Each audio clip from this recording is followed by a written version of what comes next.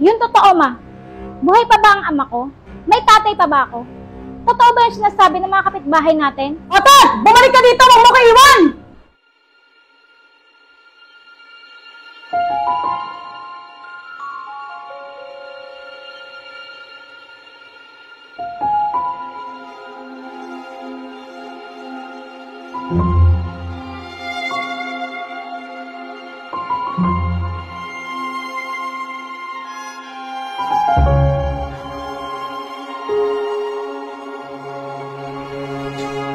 Ma, papasok na pa ako sa trabaho.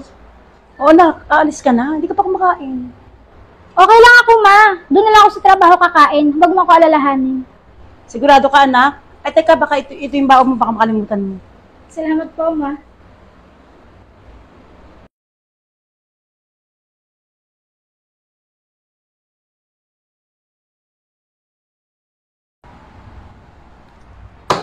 Ma, ano ba? Akin na lipstick ko, malilate na ako sa trabaho. Emerald, hindi mo dapat sinisira yung mukha mo. Sa lintik na lipstick na yan at mga makeup na yan. Masyado ka pang bata. Ma, ano ba naman yan?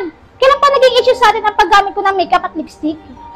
Emerald anak, makinig ka sa akin. Huwag masyado matigas ang ulo. Hay nako. Okay.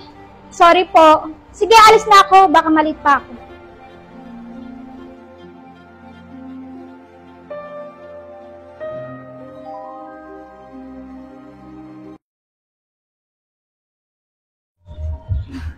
Tingnan mo nga naman, no?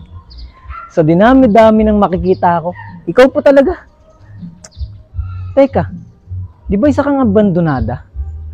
Ah, kaya pala. Malamang. Siguro iniwan ka na ng magulang mo, no? Ano ba pinagsasabi mo?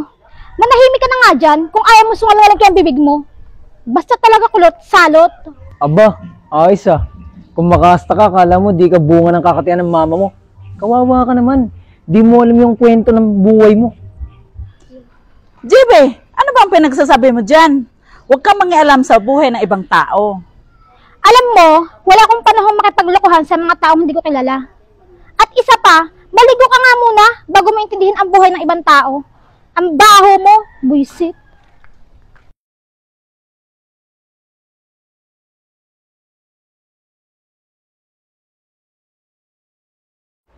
Maano naman ba to? Bakit ba palagi niyang pinagdidiskitahan yung... Ilang beses ko bang sasabihin sa'yo na bawal sa'yo yan, Emerald? Ang tigas ng ulo mo, hindi ka nakakaintindi. Maalam mo naman sales lady ang trabaho ko, di ba? At sa trabaho namin, normal lang na gumamit kami ng makeup at lipstick. Ano bang problema doon? Anong mali doon? Ah, basta Emerald, sundin mo na lahat ng sinasabi ko. Tapos ang usapan. Ewan ko sa inyo, makaalis na nga lang.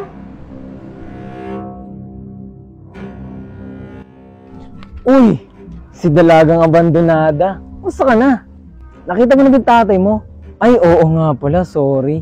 Wala na nga pala kayo ng tatay mo nung mula nung iniwan kayo ng nanay mo na pinagbubuntis ka pa lang. Alam mo, lalaking kulot na chismoso. Kung wala kang magandang sasabihin, pwede ba tantanan mo ko? Ano mo? O sa'yo, tanongin mo na lang yung nanay mong bargain kung nagsisinungaling ako. Hindi ka ba talaga titigil, JB? Anak, huwag kang ganyan. Hindi magandang ugali ang pagiging pakialamero. Buisit, kalalaking tao, chismoso.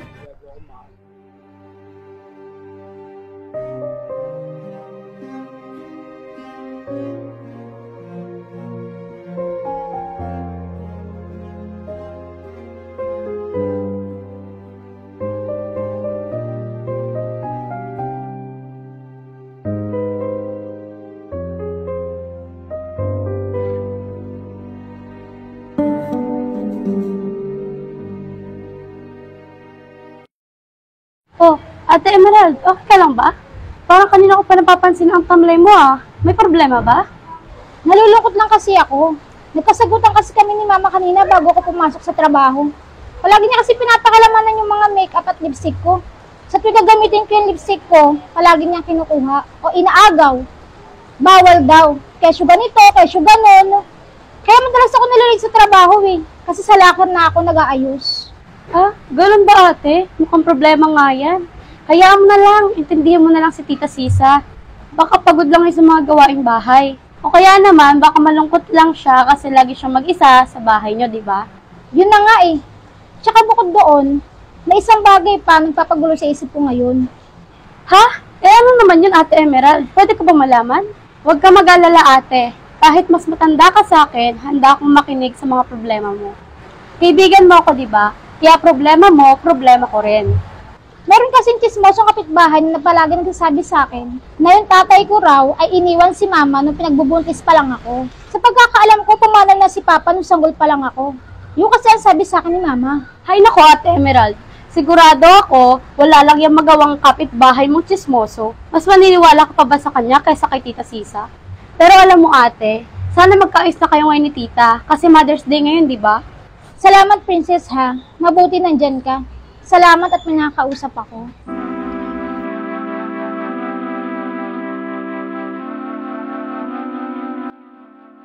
Oh anak, nandiyan ka na pala. Kumain ka na ba?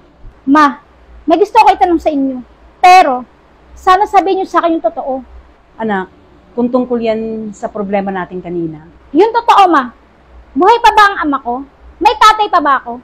Totoo ba yung sinasabi ng mga kapitbahay natin na iniwanan ka lang nakabuntis sa'yo? At ako yung sanggol na pinagbuntis mo na yun noon? Oo, totoo lahat ng mga narinig mo sa labas. At totoo na iniwan ako ng ama mo na nakabuntis sa akin. Bago pa kita ipinanganak noon, Emerald. Dati akong nagtatrabaho sa isang bar sa Maynila.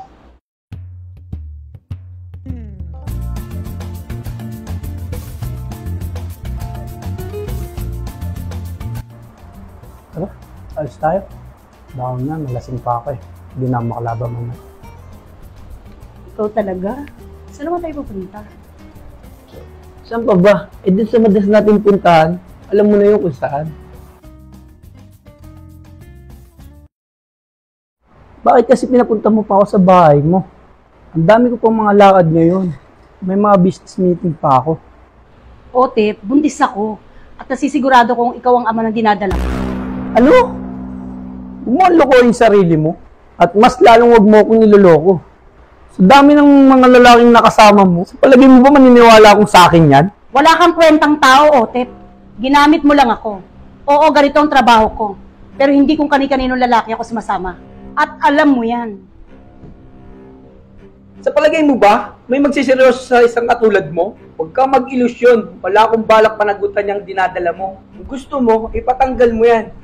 Diyan ka na nga, storbo ka sa mga lakad ko. Ote! Ote! Ikaw mo iwan! Pero hindi kita iniwan. Mas pinili kong ipanganak ka, paaralin at buhayin sa abot ng aking makakaya. Umalis ako sa trabaho na iyon at naging labendera ni Mrs. Cruz para may taguyod ka hanggang sa makatapos ka ng pag-aaral. Pinilit kong itinago sa iyo yung katotohanan dahil ayaw kong mabuhay ka sa takot, pagkailang at ayaw kong maramdaman mo na iba ka sa iba. Gusto kong lumaki ka at maisip mo na normal lang lahat. Hindi mo maramdaman na may kulang sa atin. Ayun palagi mong pagbabawal sa akin sa paggamit ng mga makeup at lipstick. May connection ba yun sa mga sinasabi mo sa akin ngayon? Dahil ang mga bagay na yun na pinagsimulan ng lahat. Yung mga makeup, yung lipstick, at yung mga kolorete sa mukha. Diyan nagsimula lahat yung pagkakamali ko. At habang buhay ko nang ituturing na mali ang mga bagay na yun para sa akin. At alam mo ba, kung ano lang ang pinakatamang nangyari sa buhay ko, Emerald, yan yung mga araw na dumating ka sa buhay ko at pinanganak ka. Yun lang, anak. At kahit walang nagsisilbing ama sa'yo ngayon, handa akong maging ama at ina para sa'yo. Hanggat kaya ko pang lumakad at tumayo. Kaya kung pinagbabawalan man kita sa mga bagay na yun, pasensya ka na. Hindi ko na malaya na ganun pala. Kalaki ang naging epekto sa akin ng pangit na nakaraang ko. Patawad, anak. Ngayon po, naunawaan ko na ang lahat, ma. Patawad rin po kung naging sarado ang puso at isip ko. Mas inuna ko yung galit at sama ng loob kesa ang pakinggan ka. Pero ngayon na alam ko ng lahat, hindi na kayang pagbaguhin pa na nakaraan mo ang maganda at masayang samahan nating mag-ina. Dahil alam ko balang araw, magiging isang ina rin ako. At gusto kong ipagmalaki sa mga magiging anak ko na ikaw ang tumayo naging nanay at tatay ko.